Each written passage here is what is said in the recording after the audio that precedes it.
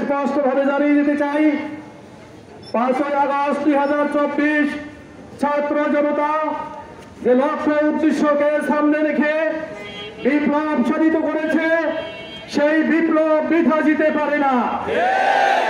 তাদের সেই প্রাণের দাবি, এদেশের 18 কোটি মানুষের দাবি, ন্যায় এবং ইনসাফ ভিত্তিক একটি মানবিক সমাজ প্রতিষ্ঠা। বাংলাদেশ জামাত ইসলামী প্রতিষ্ঠা লক্ষ্য থেকে বাংলাদেশের জমিনে ন্যায় এবং ইনসাফ ভিত্তিক একটি সমাজ প্রতিষ্ঠার আন্দোলন করে যাচ্ছে। সম্মানিত উপস্থিতি, বাংলাদেশের পরিবর্তনের পরে 2024 সালের পরিবর্তনের পরে আমরা আশা করেছিলাম কোন মানুষ, কোন রাজনৈতিক দল, কোন নেতা বাংলাদেশে আর ফ্যাসিস্টের ভূমিকা অবতীর্ণ হবে না। কিন্তু আমরা লক্ষ্য করছি ফ্যাসিস্ট সরকারের মতোই বাংলাদেশের মানুষের উপরে আবার জুলুম নির্যাতন শুরু করেছে। 5ই আগস্টের পরে একটি গোষ্ঠী আবার বাংলাদেশের মানুষের কাছ থেকে চাঁদা দাবি করছে।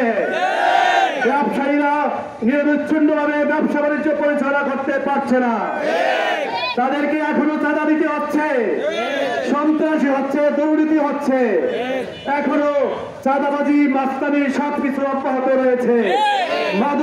মাদকের ব্যবসা, মাদকের নামে যুবকদের চরিত্রকে ধ্বংস করার ফায়দা চলছে। এমন অবস্থায় সর্বস্তরের জনগণের প্রতি আহ্বান জানাচ্ছি, আসুন আমরা যে বাংলাদেশ গঠন করার জন্য 2024 সালে ছাত্র জনতা রক্ত দিয়েছিল, জীবন দিয়েছিল, বন্ধুত্ব বরণ করেছিল, তাদের সেই দাবিকে, তাদের যে সেই আকাঙ্ক্ষা, তাদের সেই প্রত্যাশা দুর্নীতিমুক্ত, চাঁদাবাজ মুক্ত, সন্ত্রাস মুক্ত একটি মানবিক বাংলাদেশ গঠনের দিকে আমরা এগিয়ে যাই। আগামী দিনে বাংলাদেশের যে নির্বাচনের কথা আমরা শুনছি, সেই নির্বাচনের আগে বর্তমান অন্তর্বর্তী সরকারের কাছে অনুরোধ করছি, আপনারা লেভেল প্লেইং ফিল্ড তৈরি করুন। এদেশের মানুষের দাবি পিয়ার পদ্ধতিতে নির্বাচনের ব্যবস্থা করুন, আইন শৃঙ্খলা পরিস্থিতির উন্নতি ঘটান।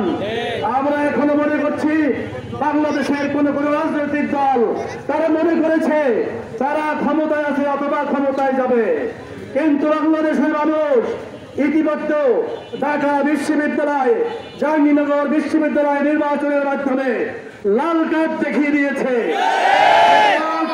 আগামী দিনের নির্বাচন ঢাকা বিশ্ববিদ্যালয়ের, জাহাঙ্গীরনগর বিশ্ববিদ্যালয়ের মতোই এদেশের মানুষ সিদ্ধান্ত নিবে, তাদের সিদ্ধান্তে ভুল করবে না। এখন বাংলাদেশকে একটি দুর্নীতিমুক্ত, চাঁদাবাজ মুক্ত, সন্ত্রাস মুক্ত বাংলাদেশে পরিণত করব এবং একটি উন্নত বিশ্বের সাথে তাল মিলিয়ে আগামী নির্বাচনের পরে 5 বছরের ভিতরে বাংলাদেশ থেকে সকল ধরনের অত্যাচার, অবিচার দূর করে একটি সুখী, সমৃদ্ধশালী, উন্নত বাংলাদেশে আমরা রূপান্তর করি। সকলকে আগামী দিনে সকল কর্মসূচিতে অংশগ্রহণ করে সর্বস্তরের জনতাকে আগামী দিনে জুলুম মুক্ত, শোষক মুক্ত এবং একটি মানবিক বাংলাদেশ গড়ার উদাত্ত আহ্বান জানিয়ে আমি আমার কথা শেষ করছি। আসসালামু আলাইকুম ওয়া রাহমাতুল্লাহ।